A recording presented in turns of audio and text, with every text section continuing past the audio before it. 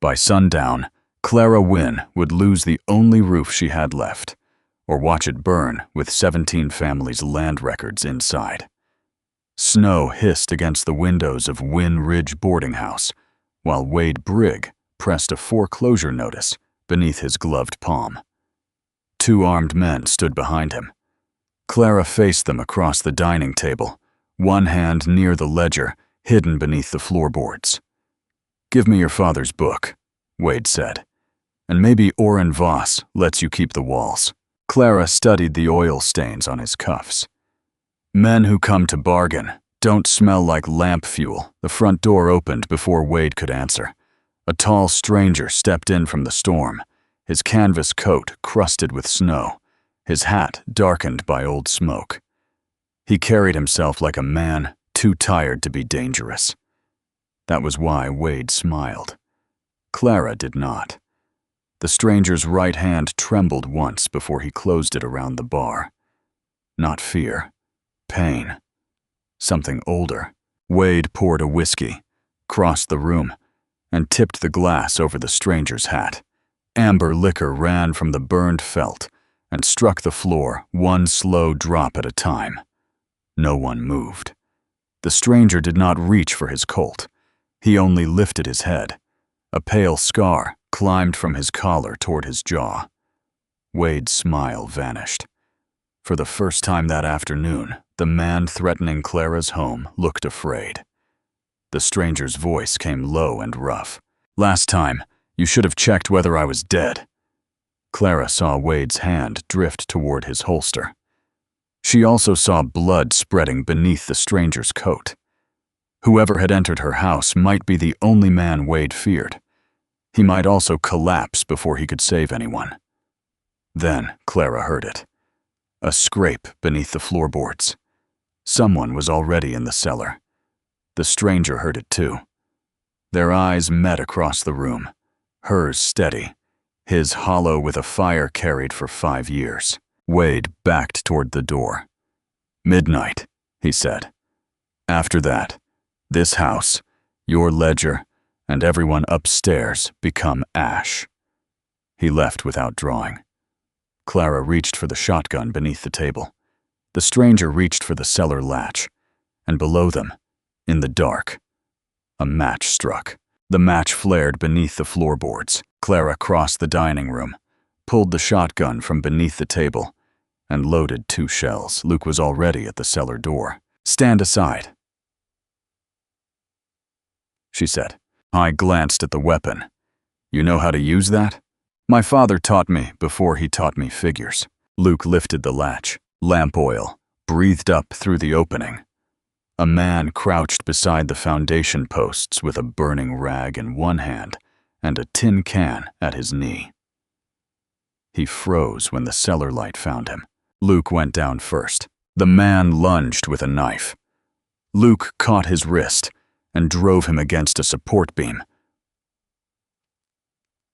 But the blade slipped free and cut through Luke's coat.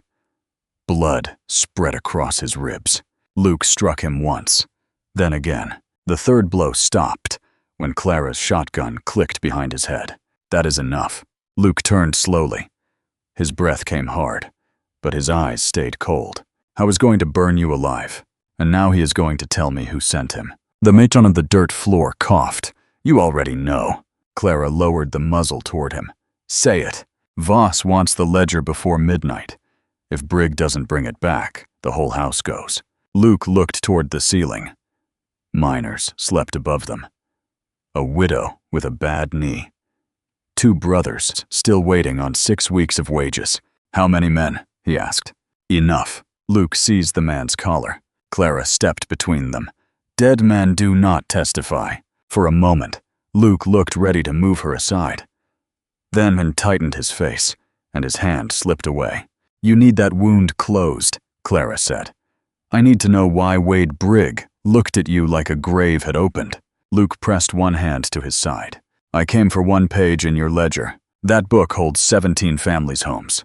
I only need North Star." The name made Clara's grip tighten. Above them, someone hammered on the front door. A man's voice carried through the storm. Clara Wynn, open up. I have a warrant for Luke Hale. Luke looked at her.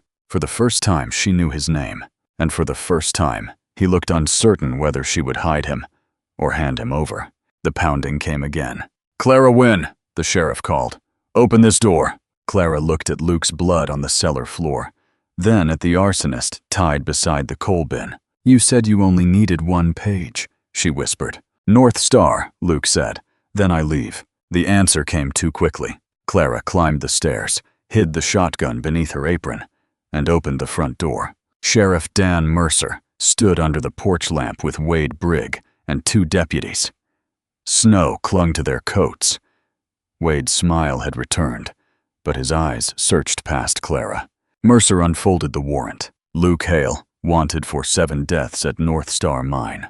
5 years late, Clara said. Law does not spoil with age. No, it only changes hands. Wade stepped forward. Search the house. Clara let them in.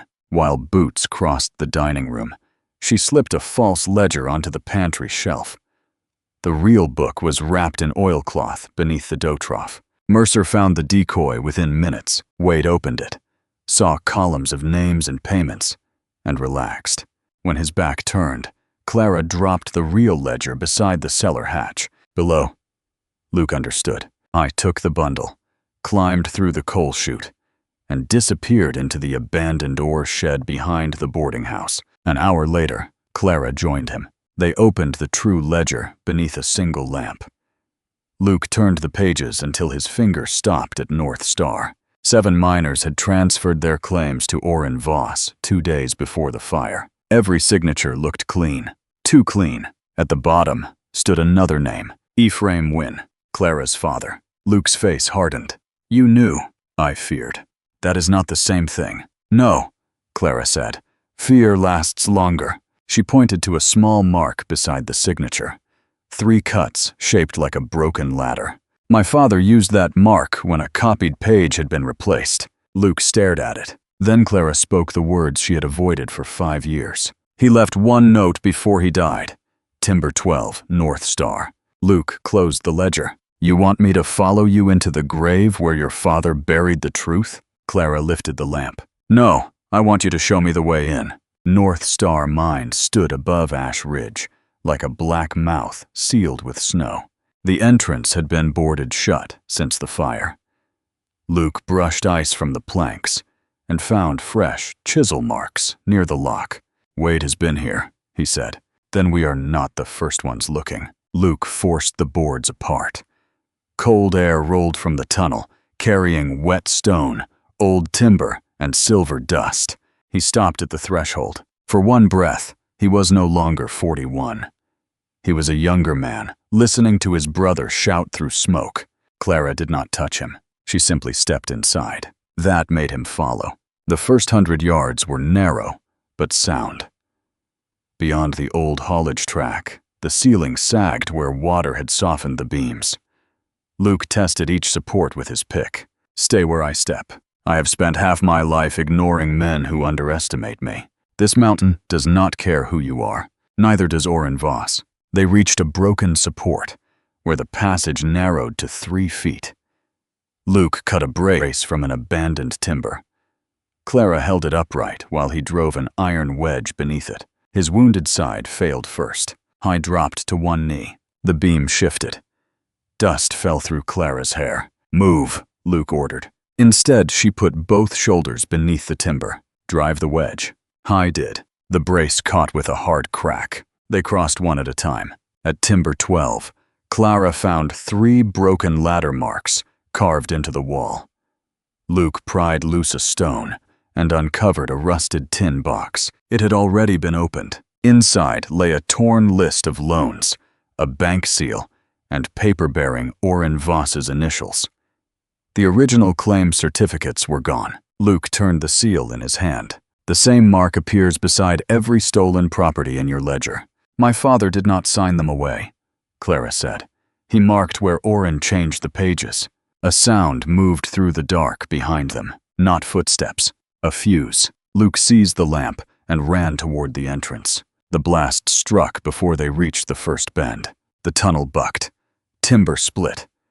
Dust and stone slammed them down. When the roar ended, darkness pressed against Clara's face. She called Luke's name. His hand found hers beneath the fallen dirt. Behind them, the mountain groaned. Ahead, the entrance was gone. Dust filled Clara's mouth before she could draw a full breath. Luke's hand tightened around hers in the dark. "Do not move yet," he said. Stone clicked somewhere above them. A timber groaned, then settled. Luke found the lamp beneath the dirt, but the chimney was shattered. He struck a match. The flame bent toward the deeper tunnel. "Air is moving," Clara whispered. "Not enough to keep us alive for long." The blast had sealed the entrance and split one of the old support beams. Luke tried lifting the fallen timber. Pain tore through his wounded side, forcing him back against the wall. Clara opened her father's hand-drawn map beneath the matchlight. There was a drainage passage below the west seam. That passage flooded before the fire. My father marked it again 3 months before he died. Luke looked toward the black tunnel. Going deeper meant returning to the place he had spent 5 years trying to escape. Clara saw the refusal in his face. "If we stay here, Wade gets the ledger. Orin keeps the claims, and every man who died becomes whatever lie they write next." Luke's jaw tightened. "I came back to kill Orin. Then you came back for the dead." Her voice softened, but not enough to spare him. "I'm asking you to help the living." They crawled through the west seam, while dust thickened behind them. At the drainage door, swollen wood refused to move. Luke drove his shoulder into it once, then staggered. Clara took the mining hammer. He showed her where to strike. They worked without speaking, her blows opening the seam, his hands clearing rotten boards until freezing water burst through and knocked them both down. Beyond it lay a narrow channel leading toward the ravine. Before entering, Luke removed a scorched silver watch from his coat and pressed it into Clara's palm. "My brother's. You keep it. If I do not make the crawl, you take it out." Clara closed his fingers around the watch, then placed it back against his chest. "We both take it out." They emerged into the storm near dusk, soaked and shaking. Below them, Ash Ridge glowed orange against the snow. Wynn Ridge boarding house was burning. Clara ran downhill until snow became mud beneath her boots. Flames had climbed from the kitchen to the second-floor eaves. Boarders crowded the street, coughing beneath blankets. Men passed buckets from the frozen pump, but the water struck the walls and turned to steam. Wade Brigg stood beside the stable with the tin evidence box under one arm. Luke saw him first. Wade mounted his horse. "Go," Clara told Luke. "If he reaches Voss Mill, everything is gone." A cry came from inside the boarding house. Mrs. Bell, the laundress, leaned from an upstairs window. Behind her, a miner with a broken leg dragged himself across the floor as smoke rolled over them. Clara dropped the ledger and ran toward the door. Luke took 3 steps after Wade. Then the roof above the stairwell collapsed. I turned back. Inside, heat struck like an open furnace. Clara wrapped her sleeve across her mouth and climbed over burning boards. Luke followed, using his coat to beat down flames along the railing. They found Mrs. Bell near the landing. Clara took the woman's weight, while Luke lifted the injured miner. A ceiling beam cracked overhead. "Move!" Luke shouted. Clara pushed Mrs. Bell toward the stairs, but the miner's splinted leg caught between 2 boards. Luke set him down and pulled until his wounded side opened again. The beam fell. Luke caught one end against his burned hands. For 3 seconds, he held the collapsing ceiling, while Clara freed the miner and dragged him beneath. "Luke!" His knees buckled. Clara seized his coat and pulled as the beam crashed behind them. They reached the street before the upper floor folded inward. Wade was gone. So was the tin box. The ledger Clara had dropped lay beneath burning timber. Pages curled black, names vanishing 1 line at a time. Orin Voss arrived with Sheriff Mercer and pointed at Luke. "There is your North Star murderer," he called. "He burned this house to destroy the proof." No one answered. Clara reached inside Luke's coat. 1 page remained. the foreclosure list she had hidden there before entering the mine. 17 names. 17 homes marked for seizure at noon. She looked at the ruins, then at the frightened families gathered in the snow. There was no house left to protect, only the truth. Snow settled on the ashes of Wynn Ridge boarding house. Clara stood where the dining room had been, the surviving foreclosure page trembling in her burned fingers. Around her, 17 families watched Sheriff Mercer move toward Luke with a pair of iron cuffs. "Luke Hale," Mercer said. "You are under arrest for arson and murder." Clara stepped between them. Mercer stopped. "Do not make this worse." "There is no house left to threaten," she said. "So let us stop pretending this is about the law." She read the first name on the page. Miller. The blacksmith lowered his eyes. Then Bell. Carter. Shaw. Men and women in the crowd stiffened as their names followed. Every claim, Ken, and garden marked for seizure at noon. Orin Voss watched from beneath the bank awning.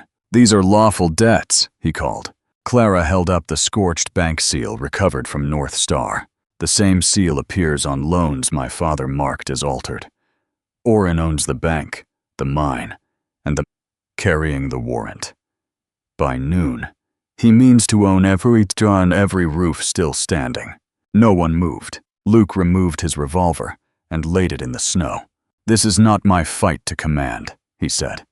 "I came for Voss.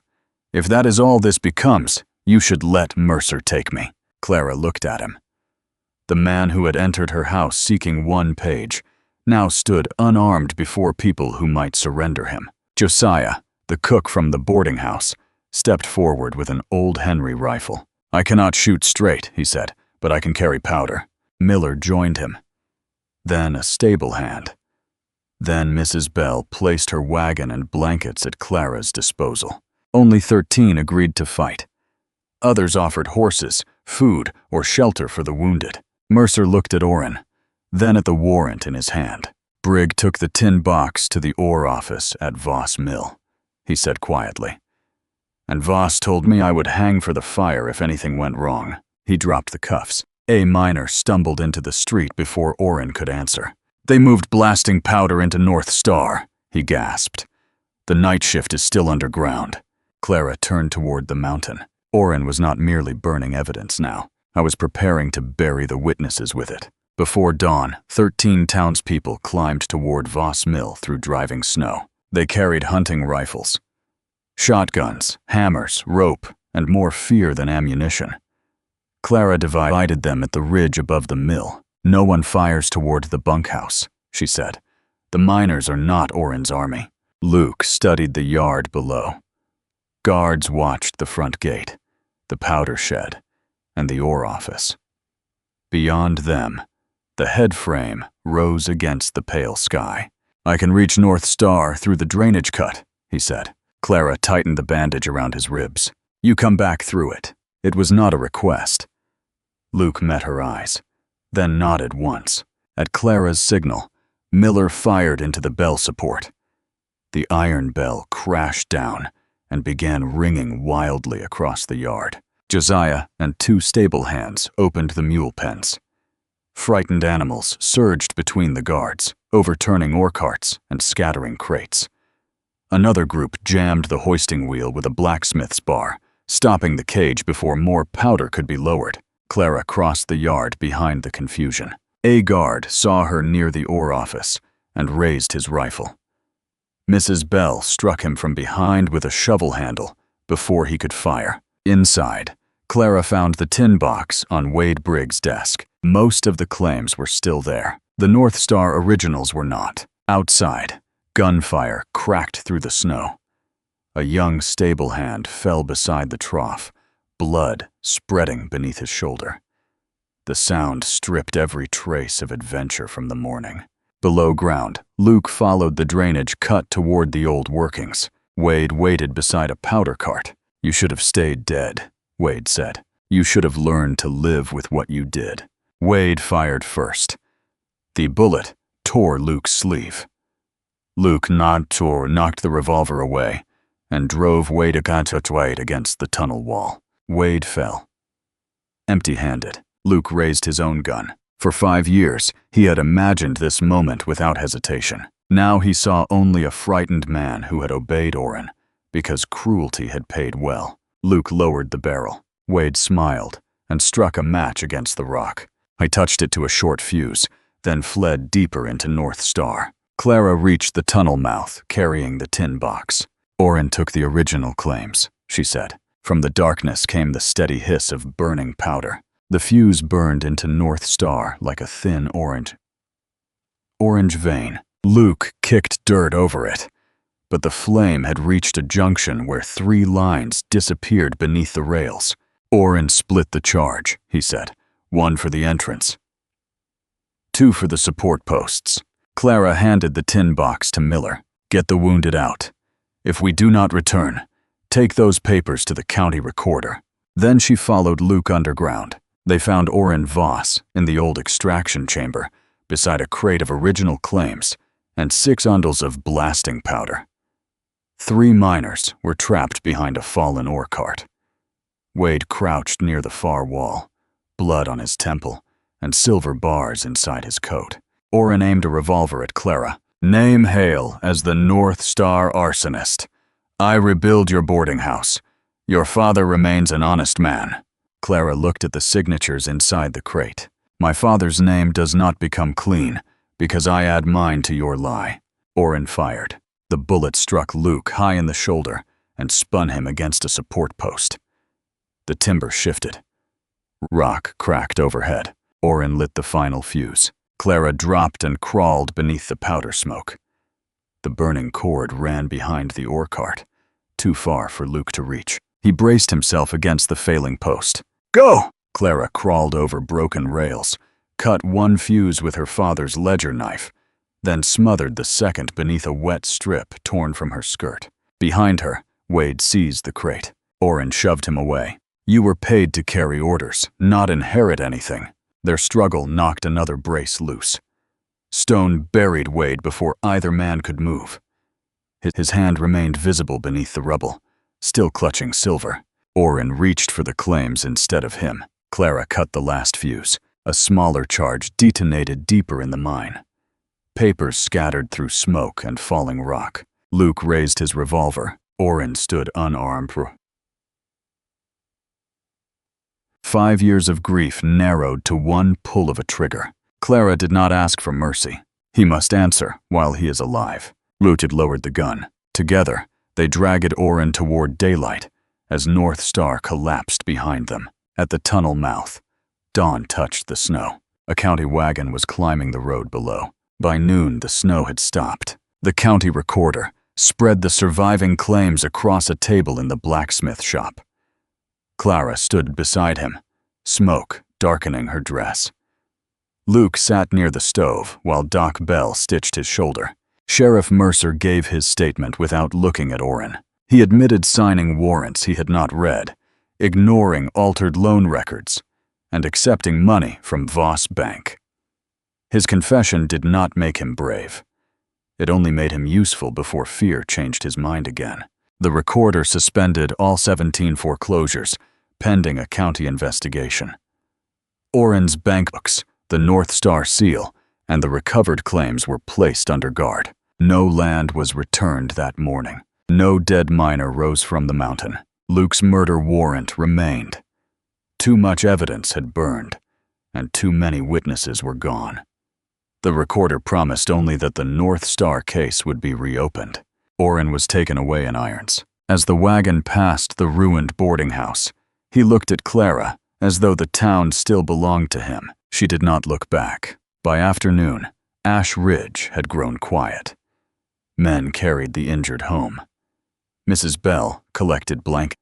Miller nailed boards across the bank until federal officers could inventory it. Clara returned to the foundation of Wynn Ridge boarding house. The stove was twisted iron. Her father's desk had become ash. Beneath it, she found 1 brass key by heat and the charred corner of a ledger cover. Behind her, wood struck wood. Luke stood beside a new pine beam, one arm bound across his chest. With his good hand, he adjusted the brace against the surviving stone footing. You will tear those stitches, Clara said. Probably. That beam is crooked. I shifted it half an inch. She stepped beside him and checked the line. Luke removed his brother's burned watch and placed it in her palm. It belongs somewhere with a roof. Clara closed his fingers around it. Then help me build one. They raised the beam together. It did not erase the graves beneath North Star or restore every stolen acre. It only stood where fire had failed to leave emptiness. How long are you staying? Clara asked. Luke set the hammer against the wood until it stands. The first blow carried across Ash Ridge. This time, the mountain gave no answer. Thank you for staying with Clara and Luke through fire, snow, loss, and the hard work of beginning again. Some homes are rebuilt with timber, but others are rebuilt through trust, courage, and the choice to remain when leaving would be easier. If this story moved you, please like the video, share your thoughts in the comments, and subscribe for more cinematic Western romance and frontier survival stories about justice, sacrifice, and second chances. Disclaimer: this is a fictional Western romance story inspired by life on the 19th century American frontier. Characters, events, dialogue, and dramatic situations are created for storytelling purposes. Historical settings and cultural details are researched for authenticity, but this video is not a documentary or a factual historical record.